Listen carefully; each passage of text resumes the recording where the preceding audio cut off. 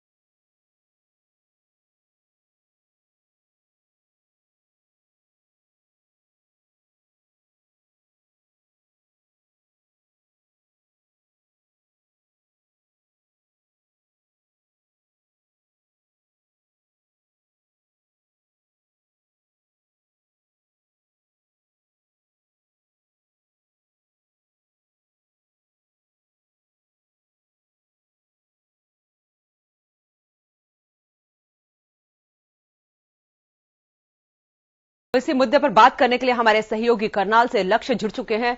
लक्ष्य, जानने चाहेंगे आपसे कि करनाल की स्थिति क्या है?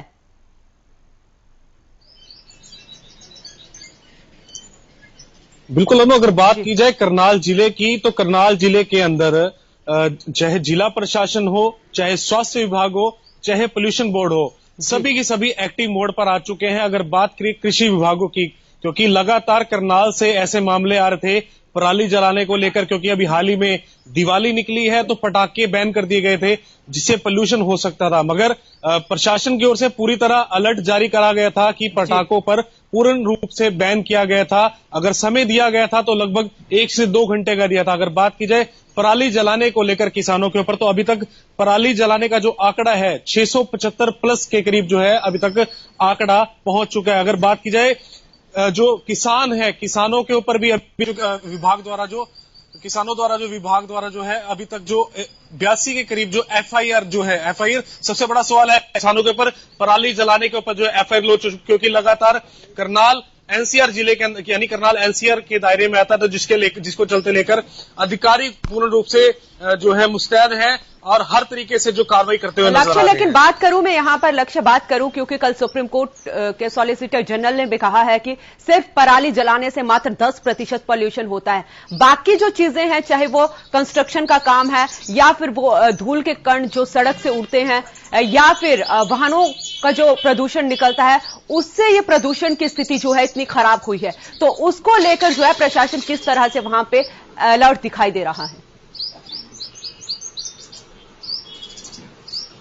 बिल्कुल, अगर पोल्यूशन वही बात है कि पोल्यूशन एक सिर्फ धान यानी जो उनका जो वो उससे जलाने से नहीं है। अगर बात की जाए पोल्यूशन मोटरसाइकिल से भी हो सकता है, फिर कंस्ट्रक्शन से, बिल्कुल आप जिस तरीके से आप बता रहे हैं कंस्ट्रक्शन से भी होता है। अगर विभाग की बात की जाए तो विभाग पानी का छिड़काव कर जो है पोल्यूशन को जो है निरंतर मिलाने का प्रयास कर रहा है। ऐसी स्थिति करनाल के अंदर देखी जा रही है। जी, क्या प्रशासन, आपने ये चीज बात की यहां पे कि विभाग के द्वारा पानी का छिड़काव करके, क्योंकि हमने तमाम जिलों में भी देखा कि सिर्फ दावे ही हैं प्रशासन के द्वारा, लेकिन कहीं भी पानी का छिड़काव नहीं किया जा रहा है। क्या करनाल में इस तरीके का प्रशासन काम कर रहा है?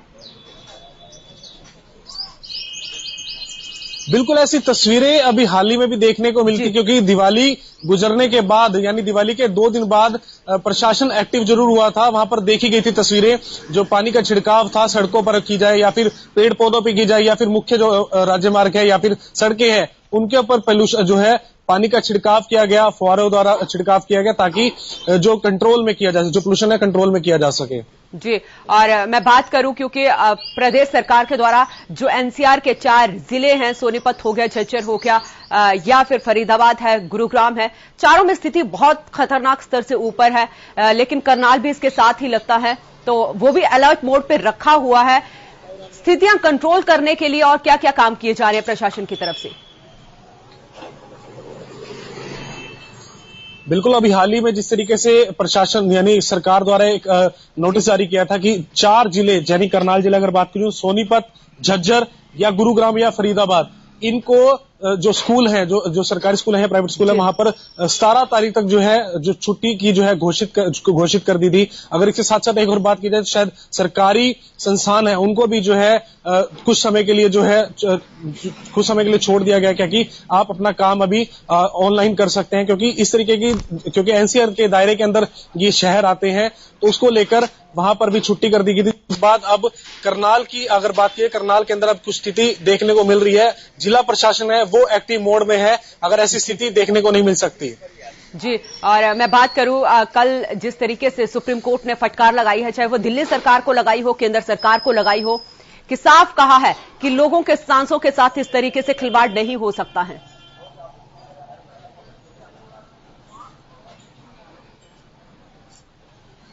जी लक्ष्य, बिल्कुल, सुप्रीम कोर्ट की बात की जाए, सुप्रीम कोर्ट अपनी ओर से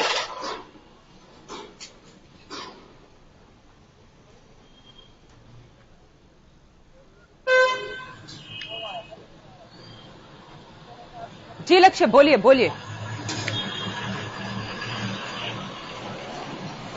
बिल्कुल, अगर सुप्रीम कोर्ट की बात की जाए तो यानी सरकारों को जरूर उनको अलर्ट जरूर किया जा रहा है, अपने तरीके से नोटिस जारी करते हैं, या फिर दूसरे लेवल से बात की जाए तो हर तरीके से जो कोर्ट है वो अपने तरीके से काम करती नजर है, सरकार अपने तरीके से काम कर रही है, जिला प्रशासन अपनी तरीके से काम कर रहा है। तो मतलब कहने का अर्थ ये है कि सब के सब जो है अपनी ओर से एक्टिव मोड पर है, ताकि जो आम जन को असुविधा का सामना ना करना पड़े। जी, और अगर मैं बात करूं क्योंकि कल जब सुप्रीम कोर्ट में सुनवाई हो रही थी दिल्ली सरकार के हल्फनामे के ऊपर, और उसके बाद जो स्थितियां थी, दिल्ली सरकार ने साफ कहा था कि इन 4 जो शहर हैं इनमें भी लॉकडाउन लगना चाहिए, एनसीआर के जो आसपास लगते हैं, एनसीआर में जो आते हैं, पर कहीं ना कहीं जमीनी स्तर पर जो काम होते हुए नहीं दिख रहे हैं। मैं बात करूं, अक्टूबर नवंबर आते आते ही स्थितियां इतनी खराब होती हैं। दिवाली के दौरान सरकारों ने कहा कि पटाखे नहीं होंगे, आतिशबाजियां नहीं होंगी, धड़ल्ले से पटाखे हुए, धड़ल्ले से आतिशबाजियां हुई और उसके बाद पॉल्यूशन लेवल इतना हाई चले गया।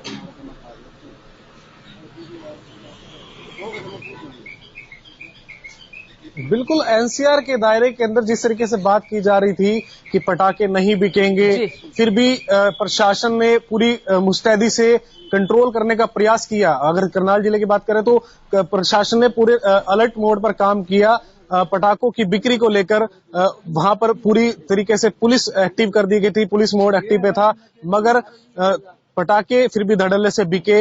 अगर बात की चलाने की बात की जाए, पटाखे चलाने की बात की, वो भी चले, मगर खाना पूर्ति की कह सकते हैं कि खाना पूर्ति जरूर की गई थी कि जिस तरीके से प्रशासन ने कहा था कि सरकारों ने भी अलर्ट कर दिया था कि इन इलाकों के अंदर पटाखे नहीं बिके, क्योंकि एनसीआर के दायरे के अंदर साफ तौर पर बोला गया था कि एनसीआर में पटाखे बिक्री को लेकर जो है बैन कर दिया गया था। मगर बड़ा सवाल ये है कि क्या पटाखे दिवाली से 2 से 3 दिन पहले ही बैन कर दी गई, अगर वो बड़ी बड़ी फैक्ट्रियां हैं उन पर कंट्रोल यानी नकेल कसी जाती तो शायद हो सकता था वो स्थिति देखने को ना मिलती। जी, हमारा सवाल यही, यहां पर यही है मेरा सवाल, क्योंकि पटाखे तो निचले स्तर पर बैन किए गए थे और पटाखों को लेकर अगर बात करूं तो जितने भी डीलर्स थे उन्होंने कहा कि हमने स्टॉक रख लिया है, और जब रखा हुआ है इतना 2-2, 5-5 लाख रुपए का सामान रखा हुआ तो उन्होंने बेचना भी था उस चीज को, और उन्होंने बेचा। लेकिन सरकार को इसमें क्या कंपनियों को बैन नहीं करना चाहिए? बिल्कुल, इस विषय पे हमारी पटाखा फैक्ट्री के जो ओनर थे उनसे भी दिवाली के दौरान बात हुई थी। उनका भी साफ तौर पर कहना था, क्योंकि पिछले समय में लॉकडाउन की बात की जाए, कोरोना काल की बात की जाए, तो उनको एक काफी बड़ा झटका था। तो उनकी साफ तौर पर कहना था कि हमारा एक दिवाली का ही फेस्टिवल है जिस पर हमारी ये स्थिति रहती है, और उनका काफी जो पैसा है यानी वो उनका जो बिजनेस के अंदर जो पैसा है उसमें लगा हुआ था, और सरकारों से भी उन्होंने अनुरोध किया, कहीं ना कहीं रिक्वेस्ट करी, उसके बाद कुछ उनको रियायत जरूर दी गई। उसके बाद वो पटाखा फैक्ट्री के जो ओनर थे उनसे कुछ थोड़ा बहुत जो था उनका प्रॉफिट देखने को मिल रहा, उनका जो पटाखा है वो बिका। और दूसरी अगर बात की जाए तो वहां पर एनसीआर के इलाके के अंदर पटाखा जब बैन किया गया था तो बिका कैसे? जी, यही बड़ा सवाल है, बैन करने के बावजूद इतने सारे पटाखे कैसे बिके और कैसे लोगों ने किए? क्योंकि दावे तो बड़े बड़े किए गए थे सरकारों की तरफ से कि जो भी पटाखे जलाते हुए पकड़े जाएंगे या बेचते हुए पकड़े जाएंगे उनके खिलाफ कार्रवाई होगी, लेकिन जमीनी स्तर पर किसी के खिलाफ कोई कार्रवाई नहीं हुई है। और लक्ष्य में अगर बात करूं, क्योंकि दिल्ली में हमने देखा 2016 से ऑड इवन जिस तरीके से लागू किया गया था और उससे मामूली फर्क तो पड़ा था, पॉल्यूशन जो लेवल था उसके ऊपर फर्क जरूर पड़ा था। अगर यही चीज अगर हरियाणा के जो ये 4 जिले हैं इनमें अगर लागू किया जाए तो स्थिति और बेहतर हो सकती है। बिल्कुल, अगर बात की जाए ऑड इवन की, जिस तरीके से बात कर रहे थे आप, ऑड इवन में दिल्ली के अंदर तो ये फॉर्मूला लागू किया था, मगर हमारे तो सरकार से अगर बात की जाए जो व्यापारी हैं उनसे भी जिस तरीके से बात हुई तो वो भी साफ तौर पर कहते हुए नजर आए थे कि जो जिस तरीके से दिल्ली के अंदर बात की जाए गाड़ियों को लेकर, वो ऐसे जितने भी एनसीआर हरियाणा के एनसीआर इलाके आते हैं उनमें भी ये फॉर्मूला लागू किया जाए ताकि पोल्यूशन को कंट्रोल में लाया जा सके। जी, बहुत बहुत शुक्रिया लक्ष्य तमाम जानकारी के लिए आपका। तो लगातार दिल्ली एनसीआर में प्रदूषण से अब हालात बद से बदतर होती जा रही है। हवा इतनी जहरीली हो चुकी है कि अब लोगों को सांस लेने में भी मुश्किलें आ रही हैं। तो एक तरफ तो कोरोना महामारी थी, दूसरी तरफ डेंगू, चिकनगुनिया था, मलेरिया था, और अब जिस तरीके से पॉल्यूशन लेवल इतना हाई लेवल पे पहुंच गया है उसने कहीं ना कहीं लोगों की चिंता और बढ़ा दी है। कई दावे किए जा रहे हैं, सुप्रीम कोर्ट द्वारा भी कल सुनवाई हुई थी दिल्ली सरकार के हल्फनामे के ऊपर, लेकिन स्थिति अभी स्पष्ट नहीं हो पाई है, सिर्फ महज राजनीति ही हो रही है। क्योंकि दिल्ली सरकार ने कहा है साफ कि अगर जो एनसीआर के शहर हैं उनमें भी अगर लॉकडाउन लगेगा तभी इस लॉकडाउन का फायदा होगा, तभी इस पॉल्यूशन से निजात मिल पाएगी। तो कई सकारात्मक असर नजर नहीं आ रहा है। कल फिर से सुप्रीम कोर्ट में सुनवाई होगी 10:30 बजे और सुप्रीम कोर्ट ने साफ कहा है कि पड़ोसी राज्यों से मिलकर बात की जाए। दिल्ली सरकार को साफ कहा कि बात की जाए, अगर लॉकडाउन जैसी स्थिति बनती है तो लगाया जाए, क्योंकि लोगों की सांसों के साथ खिलवाड़ नहीं सहा जाएगा। तो दिल्ली एनसीआर का AQI लेवल लगातार बढ़ता जा रहा है और जिससे अब लोगों को सांस लेने में दिक्कत आ रही है, लंग्स की प्रॉब्लम हो रही है और स्किन की प्रॉब्लम हो रही है। डॉक्टरों द्वारा भी सलाह दी जा रही है कि मॉर्निंग वॉक पर ना जाया जाए और अगर जितना हो सके तो घर में ही रहा जाए। भले ही दिल्ली सरकार ने भी कर्मचारियों को वर्क फ्रॉम होम दिया है और उसके बावजूद स्कूल भी बंद किए गए हैं, लेकिन प्रदूषण पर कोई नियंत्रण होता हुआ नहीं दिखाई दे रहा है। प्रदेश की बात करें तो प्रदेश के 4 जिलों में 17 नवंबर तक स्कूल बंद किए गए हैं और निर्माण कार्यों पर भी रोक लगी है गुरुग्राम, फरीदाबाद, झज्जर और सोनीपत में, और कर्मचारियों को भी वर्क फ्रॉम होम दिया गया है। लेकिन जमीनी हकीकत जो नजर आ रही है वो कुछ और ही है। कंस्ट्रक्शन का काम किया जा रहा है, स्कूल खुले हैं और जो कूड़ा जलाने के लिए जिसपे नगर निगम ने पाबंदी लगाई है वो भी धड़ल्ले से जलाया जा रहा है। तो ऐसे में इस जहरीली हवा से हम कैसे निपटेंगे, ये बड़ा सवाल है। ज्यादा जानकारी के लिए हमारे साथ हमारे सहयोगी लाजपत जुड़ चुके हैं राय से। जी लाजपत, जानना चाहेंगे आपसे राय के हालात क्या हैं प्रदूषण को लेकर? जी बिल्कुल अनु, देखिए काफी लंबे दौर से जो देश जूझ रहा है, कहीं कोरोना की वजह से, कहीं लॉकडाउन की वजह से। अब बात करें तो डेंगू से भी काफी लोगों की मृत्यु हुई है, लेकिन अब पोल्यूशन की बात आ गई है। पोल्यूशन लगातार जो लोगों का दम घोट रहा है और पोल्यूशन की वजह से काफी प्रभावित हो रहा है। जो लोग अस्थमे के, एलर्जी के लोग हैं, उनके लिए आफत बन चुका है। ऐसे में एनजीटी की अवहेलना भी कर रहे हैं। जो फैक्ट्री मालिक है वो अपनी मनमानी कर रहे हैं। रात को फैक्ट्रियां चलती हैं, दिन में फैक्ट्रियां चलती हैं, काफी पोल्यूशन है। और ये फैक्ट्रियां अनु वो है जो दिल्ली से पोल्यूशन की वजह से निकाली गई थी और जिला सोनीपत में जब ये फैक्ट्रियां लगाई गई तो अब जो है लगातार फैक्ट्रियां भी धड़ल्ले से चल रही हैं और कहीं ना कहीं गाड़ियों का भी काफी पोल्यूशन रहता है। तो आम एनजीटी जो है वो कहीं ना कहीं अनदेखी करता हुआ नजर आ रहा है। अनु, सबसे बड़ी बात ये भी है कि कुंडली में कल हमने खुद देखा और वहां पर पहुंचकर देखा तो 20 जो लोग हैं वो कंस्ट्रक्शन की जो फैक्ट्री चल रही थी जिसमें लेंटर डाल रहे थे, 20 मजदूर उसमें दब गए थे। तो आप अंदाजा लगा सकते हैं कि एनजीटी की अवहेलना कितनी बड़ी है, क्योंकि हमने जो फैक्ट्री मालिक से बात की तो उन्होंने भी साफ कहा कि मुझे पता ही नहीं एनजीटी है क्या। तो ये काफी बड़ा सवाल है कि अभी भी कंस्ट्रक्शन चल रहा है, अभी भी पोल्यूशन फैल रहा है। तो ये कहीं ना कहीं काफी लंबा हो सकता है, जैसे दिल्ली में भी। यही तो लाजपत हमारा यही सवाल है यहाँ पे प्रशासन से, क्योंकि जिस तरीके से एक दिशा निर्देश जारी किया गया है 4 जिलों को लेकर और उसके बाद भी ये चीजें दिखती हुई नजर आ रही हैं, चाहे वो कंस्ट्रक्शन का काम हो, चाहे वो आग जलाने का हो या फिर स्कूल खुलने का हो, तो ऐसे लोगों पर कार्रवाई क्यों नहीं की जा रही है? यहाँ पर बड़ा सवाल है ये। जी बिल्कुल, देखिए जब तक प्रशासन टाइट नहीं होगा, जब तक प्रशासन की मिली भगत से अगर जो फैक्ट्रियां चल रही हैं सरकार उन पर कोई ठोस कदम नहीं उठाएगी तो ऐसे ही परेशानी रहेगी। लगातार बात करें तो देश से काफी बड़ी आफत है और इस आफत से बचने के लिए कहीं ना कहीं सरकार को ही ठोस कदम उठाने होंगे, क्योंकि सरकारी कर्मचारियों पर अब लोगों को भी विश्वास नहीं है, क्योंकि मिली भगत से ये सारे काम होते हैं। हमने कल की बात करें तो जो कल जो कंस्ट्रक्शन की जो फैक्ट्री गिरी है तो हमने खुद बात की, प्रशासन से बात करने का प्रयास किया। आपने भी देखा है कि वो बचते हुए नजर आए हैं। हमने पूछा कि एनजीटी के आदेश हैं, फिर भी काम चल रहा था, 20 लोगों को चोट लगी है। तो ये काफी बड़ा सवाल है। ऐसे में कहीं ना कहीं सरकार को ठोस कदम उठाने होंगे। जब तक सरकार कोई ठोस कदम नहीं उठाएगी, प्रशासन के साथ मिलकर जो है माफिया कहेंगे इनको, जो माफिया है वो अपना काम करते हैं। फैक्ट्री मालिक अपनी धड़ल्ले से फैक्ट्रियां चला रहे हैं। पोल्यूशन लगातार बढ़ रहा है, गाड़ियों का पोल्यूशन लगातार बढ़ रहा है, गाड़ियों का भी काफी जहरीला पोल्यूशन होता है। आप अंदाजा लगा सकते हैं कि गाड़ियों पर भी लगाम लगानी होगी, क्योंकि पेट्रोल डीजल की जो गाड़ियां हैं वो काफी जहरीला पोल्यूशन छोड़ती हैं। तो ऐसे में अस्वस्थ हो चुका है सब कुछ।